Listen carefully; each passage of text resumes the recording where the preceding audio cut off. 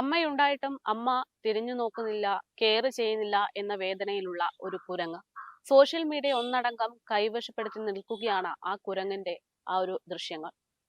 ജപ്പാനിലെ ഒരു മൃഗശാലയിൽ നിന്നുള്ള ദൃശ്യങ്ങളാണ് അത്തരത്തിൽ ഇപ്പോൾ സമൂഹ മാധ്യമങ്ങളിൽ വൈറലായിക്കൊണ്ടിരിക്കുന്നത്. അവിടെ ഉള്ളത് അത്തരത്തിലൊരു കുഞ്ഞു കുരങ്ങാണെങ്കിൽ നമ്മുടെ തിരുവനന്തപുരത്ത് മലയാളികൾക്ക് മുന്നിലേക്ക് എത്തുന്നത് രണ്ട് സിംഹക്കുട്ടികളാണ്. തിരുവനന്തപുരം മൃഗശാലയിൽ രണ്ട് കുരുന്നുകൾ ജനിക്കുന്നു. പക്ഷേ അതിന്റെ മാതാപിതാക്കൾ ഇപ്പോൾ അതിനെ പരിപാലിക്കാതായി വന്നതോടെ അതിനെ ഏറ്റെടുത്തിരിക്കുകയാണ് ഈ സൂവിലെ പ്രവർത്തകർ. ഡോക്ടർ നികേഷ് ആണ് നമ്മളോടൊപ്പം ചേരുന്നത്. സർ, ഞാൻ പറയുമായിരുന്നു, സോഷ്യൽ മീഡിയയിലൊക്കെ ഒരു കുരങ്ങിനെ കാണുന്നുണ്ട് ഇപ്പോൾ, ഒരു കുരങ്ങൻ കുഞ്ഞിനെ, അതായത് അമ്മ നോക്കാതെ നിൽക്കുന്ന ഒരു രീതി. അപ്പോൾ നമ്മൾ കേരളത്തിലേക്ക് വരുമ്പോൾ രണ്ട് സിംഹക്കുട്ടികളാണ്. സാറാണ് അതിന്റെ നേതൃത്വമൊക്കെ ഇപ്പൊ നോക്കുന്നതെന്ന് പറയുന്നത്. എങ്ങനെയാണ് പരിപാലനമൊക്കെ?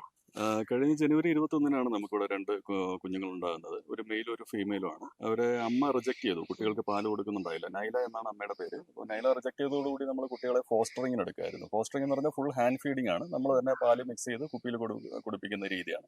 അപ്പോൾ ഇവിടെ ഹോസ്പിറ്റലിനകത്ത് തന്നെ നമ്മളൊരു സ്റ്റെറൈൽ റൂം അതിനകത്ത് തയ്യാറാക്കിയിട്ട് അതിനകത്താണ് കുട്ടികളെ ഇപ്പോൾ മാനേജ് ചെയ്യുന്നത്. ഇനി ഒരു 3 മാസത്തേക്ക് നമ്മൾ തന്നെ ആയിരിക്കും ഫീഡ് ചെയ്യുന്നത്. അതിന് സ്വന്തമായിട്ട് അവർ ഇറച്ചി കഴിച്ചു തുടങ്ങുന്ന ഒരു പ്രായം വരെ നമ്മൾ ഫോസ്റ്ററിങ് ചെയ്യണം. അതിനുശേഷം നമ്മൾ വലിയ കൂടുകളിലേക്ക് മാറ്റും. ഇത് അപ്പോ അമ്മയില്ലാത്ത ബുദ്ധിമുട്ടൊന്നും കുഞ്ഞുങ്ങൾ കാണിക്കുന്നില്ലേ? ഈ വൈൽഡ് അനിമൽസിന് അങ്ങനെയുള്ള ഇൻസ്റ്റിങ്സ് പൊതുവേ കുറവാണ്. ആ ഫീഡിംഗ് ടൈമിന് മാത്രമേ അമ്മയോട് അറ്റാച്ച്മെന്റ് അങ്ങനെയൊക്കെ ഉണ്ടാവുള്ളൂ. അത് കഴിഞ്ഞ് വീനിങ് ഏജ് കഴിഞ്ഞാൽ, അതൊരു 14-18 ദിവസം കഴിഞ്ഞാൽ തന്നെ അവർ സ്വന്തമായി ജീവിക്കുന്ന ഒരവസ്ഥയിലേക്കാണ് വരുന്നത്. അമ്മയ്ക്കായാൽ തന്നെ പ്രൊലാക്റ്റിൻ എന്ന് പറയുന്ന ഒരു ഹോർമോൺ ഉള്ള സമയത്ത് മാത്രമേ കുട്ടികളോടുള്ള സ്നേഹം അങ്ങനെയൊക്കെ ഉണ്ടാവുള്ളൂ. അത് കഴിഞ്ഞാൽ അതും ഉണ്ടാവില്ല. നൈലയ്ക്ക് യഥാർത്ഥത്തിൽ പ്രൊലാക്റ്റിന്റെ കുറവാണ്. അപ്പോൾ ആ കാരണം കൊണ്ടാണ് അതിന് മദറിങ് എബിലിറ്റീസ് ഇല്ലാത്ത, കുട്ടികളെ നോക്കില്ല, റിജക്ട് ചെയ്ത് തട്ടിക്കളയുന്ന ഒരു അവസ്ഥയായിരുന്നു. അപ്പോൾ അതുകൊണ്ടാണ് നമുക്ക് കുട്ടികളെ ഫോസ്റ്ററിങ്ങിന് എടുക്കേണ്ടി വന്നത്. അപ്പോൾ അങ്ങനെ സെന്റിമെന്റൽ അല്ലെങ്കിൽ ഇമോഷണൽ കണക്ഷൻ ഇല്ലെന്നാണ് മനസ്സിലാക്കുന്നത്. പിന്നെ ഇവര് ആദ്യത്തെ 12 ദിവസം ബ്ലൈൻഡ് ആണ്, അപ്പോൾ കണ്ണ് തുറക്കില്ല. അപ്പോൾ ആ സമയത്ത് നമ്മൾ എടുത്തു കഴിഞ്ഞു. 2-ാം ദിവസം മുതൽ നമ്മുടെ കൂടെ ഉണ്ട്. അപ്പോൾ കണ്ണ് തുറക്കുമ്പോൾ തന്നെ കാണുന്നത് നമ്മളെയാണ്, എന്നെയും സ്റ്റാഫിനെയൊക്കെയാണ് കാണുന്നത്. അപ്പോൾ നമ്മളായിരിക്കും അത് പാരന്റ്സ് എന്ന് കാണുന്നതെന്ന് മനസ്സിലാക്കുന്നു. ഉറപ്പില്ല, പക്ഷെ തൽക്കാലം നമ്മളുമായിട്ട് വളരെ ഇണക്കത്തിലാണ്. നമ്മൾ പാൽ കൊടുക്കാനായി പോകുമ്പോൾ അടുത്തേക്ക് ഓടി വരികയൊക്കെ ചെയ്യുന്നുണ്ട്. അപ്പൊ ഇതുവരെ ആ കുഞ്ഞുങ്ങള് അമ്മയെയും അച്ഛനെയും കണ്ടിട്ടില്ല? ഇല്ല ഇല്ല, ഒരു തവണ പോലും കണ്ടിട്ടില്ല. അപ്പൊ എങ്ങനെയാണ് മുന്നോട്ടുള്ള കാര്യങ്ങൾ? ആരോഗ്യസ്ഥിതി ആണെങ്കിലും ഇപ്പൊ മെച്ചപ്പെട്ട് വരുന്നുണ്ടോ? അതെ, ഇടയ്ക്ക് ഒരു കുറച്ചൊരു ക്രിട്ടിക്കൽ സിറ്റുവേഷൻ ഫീമെയിൽ കബിൻ ഉണ്ടായിരുന്നു. അത് ഹൈപ്പോഗ്ലൈസീമിയ അടിച്ചിട്ട് അത് സിങ്ക് ചെയ്ത് പോയായിരുന്നു. ഓൾമോസ്റ്റ് അത് ഡെത്തിന്റെ അടുത്ത് വരെ എത്തിയിട്ടുണ്ടായിരുന്നു. അത് പിന്നെ നമ്മൾ 24 hours കണ്ടിന്യൂസ് ആയിട്ട് ക്രിട്ടിക്കൽ മോണിറ്ററിങ് ചെയ്തിട്ടാണ് അതിനെ തിരിച്ച് ലൈഫിലേക്ക് കൊണ്ടുവന്നത്. ഇപ്പോൾ രണ്ടുപേരും ഓക്കെയാണ്. രണ്ടുപേരും സ്വന്തമായിട്ട് പാല് കുടിച്ച് തുടങ്ങിയിട്ടുണ്ട്. ഇനി നമ്മളൊരു കുറച്ചുകൂടെ വലിയ ഒരു ഫെസിലിറ്റി, ക്വാറന്റൈൻ ഫെസിലിറ്റിയുടെ മുകളിൽ തന്നെയുള്ള ഒരു ഫസ്റ്റ് ഫ്ലോർ മൊത്തം ഇവർക്കായിട്ട് ഒഴിച്ചെടുത്തിട്ട് അതിനകത്തേക്ക് ഇവരെ മാറ്റാനാണ് പ്ലാൻ ചെയ്യുന്നത്. കാരണം ഇവർക്കിപ്പോൾ അത് നടക്കേണ്ട പ്രായമാണ്, നടന്ന് മസിൽ ഡെവലപ്മെന്റ് വരേണ്ട പ്രായമാണ്. അമ്മയുടെ കൂടെയൊക്കെ 1 കിലോമീറ്ററോളം നടക്കും കാട്ടിലാണെങ്കിൽ.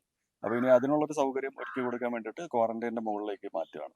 ഇപ്പൊ ഞാൻ ഇവിടെ വന്ന് ആദ്യം ഇതിനെ കുറിച്ച് അന്വേഷിക്കുമ്പോൾ ഇങ്ങനെ ഒരു സംഭവം ഉണ്ടല്ലോ എന്ന് ചോദിച്ചപ്പോൾ അവര് പറഞ്ഞത് നമുക്കിതൊരു ക്രിട്ടിക്കൽ സ്റ്റേജ് ആണ്. അതായത് ഇതിനു മുൻപ് ഇതേ സിംഹം പ്രസവിച്ചിരുന്നു, പക്ഷെ ആ കുഞ്ഞുങ്ങൾ നഷ്ടപ്പെട്ടു. അതുകൊണ്ട് ഇതിനെയെങ്കിലും ഈ കുഞ്ഞുങ്ങളെയെങ്കിലും രക്ഷപ്പെടുത്തണം എന്നുള്ളൊരു ലക്ഷ്യത്തോടെയാണല്ലോ പ്രവർത്തനങ്ങൾ. അതിനെങ്ങനെയാണ് നോക്കിക്കാണുന്നത്?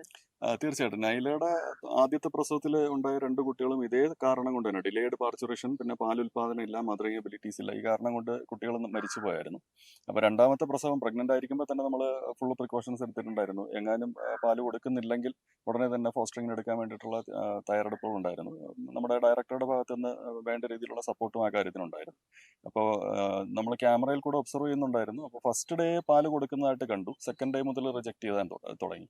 അപ്പോൾ നമുക്ക് ആദ്യം നമ്മൾ ഇൻസിറ്റു ഫീഡിങ് ട്രൈ ചെയ്തു. അതായത് കൂടിനകത്ത് കയറിയിട്ട് നൈലെ അവിടെ നിന്ന് മാറ്റിയിട്ട് നമ്മൾ കൂടിനകത്ത് കയറിയിട്ട് കുട്ടികൾക്ക് ഹാൻഡ് ഫീഡിങ് ചെയ്തതിന് ശേഷം വീണ്ടും കൂട്ടിൽ തന്നെ നൈലയ്ക്ക് ഒപ്പം ഇട്ടിട്ട് വന്നായിരുന്നു.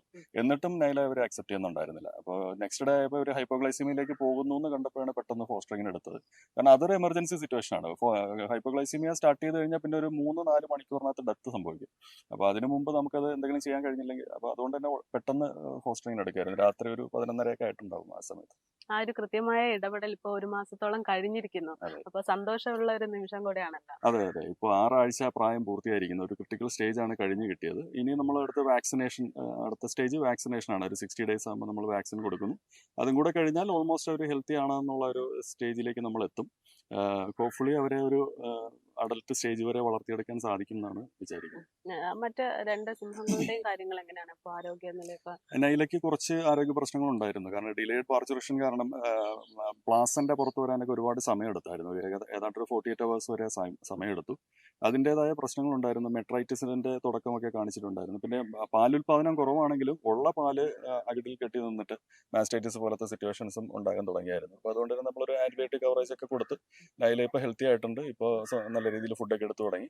നൈല ലിയോ ഇപ്പോൾ ഒരുമിച്ചല്ല, അവർ 2 കൂടുകളിലേക്ക് അടുത്തടുത്ത് തന്നെ പരസ്പരം കാണാൻ കഴിയും. പക്ഷെ 2 കൂടുകളിലാണ് ഇട്ടേക്കുന്നത്. ഇനി ഉടനെ അടുത്തൊരു ബ്രീഡിംഗ് നമ്മൾ പ്ലാൻ ചെയ്യുന്നില്ല. കുറച്ചൊരു റെസ്റ്റ് കൊടുത്തതിന് ശേഷം മാത്രമേ അടുത്ത ബ്രീഡിംഗ് ഉള്ളൂ. അപ്പോൾ കുഞ്ഞുങ്ങളുടെ ഫീഡിങ് കാര്യങ്ങളൊക്കെ എങ്ങനെയാണ് ടൈമിംഗ് ഒക്കെ വരുന്നത്? ആദ്യത്തെ ആഴ്ചകളിൽ 4 മണിക്കൂർ ഇടവിട്ട് 6 ഫീഡിംഗ് ആണ് വരുന്നത്. അപ്പോൾ നമുക്ക് രാത്രിയൊക്കെ ഫീഡിംഗ് വരും. 12 മണി, 4 മണി, രാവിലെ 8 മണി, അങ്ങനെ കണ്ടിന്യൂസ് ആയിട്ട് ഫീഡിംഗ് വരുമായിരുന്നു. അപ്പോൾ നമുക്കിപ്പോൾ നമ്മുടെ സ്റ്റാഫ് അനിൽകുമാർ എന്ന് പറഞ്ഞൊരു കീപ്പറും നമ്മുടെ life stock inspector Jijo, Nahas, Rajesh, ഇവരൊക്കെയാണ് നമ്മുടെ സ്റ്റാഫ് മെമ്പേഴ്സ് എന്ന് പറയുന്നത്. ഇതിൽ അനിൽകുമാർ കഴിഞ്ഞ 42 ദിവസമായി വീട്ടിൽ പോയിട്ടേ ഇല്ല. നമ്മുടെ ഹോസ്പിറ്റലിനകത്ത് തന്നെ താമസിക്കുകയാണ്. അദ്ദേഹം ഫുൾ ടൈം ഇതിനെ നോക്കുകയാണ്. ഞാനും അങ്ങനെ തന്നെ എൻ്റെ ക്വാർട്ടേഴ്സിനകത്താണ്. ഞാൻ രാത്രിയൊക്കെ വന്ന് അനിമൽസിനെ നോക്കേണ്ട സാഹചര്യമാണ്. അതായത് കരുതലിന്റെ കരങ്ങളാണ്. ആ ഒരു കരുതൽ നല്ല രീതിയിൽ തന്നെ മുന്നോട്ട് പോകുന്നുണ്ട്. ആ 2 സിംഹക്കുഞ്ഞുങ്ങളും ആരോഗ്യപൂർവ്വം മുന്നോട്ട് വരികയാണ് എന്നുള്ളതാണ് റിപ്പോർട്ടുകൾ. അതങ്ങനെ തന്നെ തുടരട്ടെ.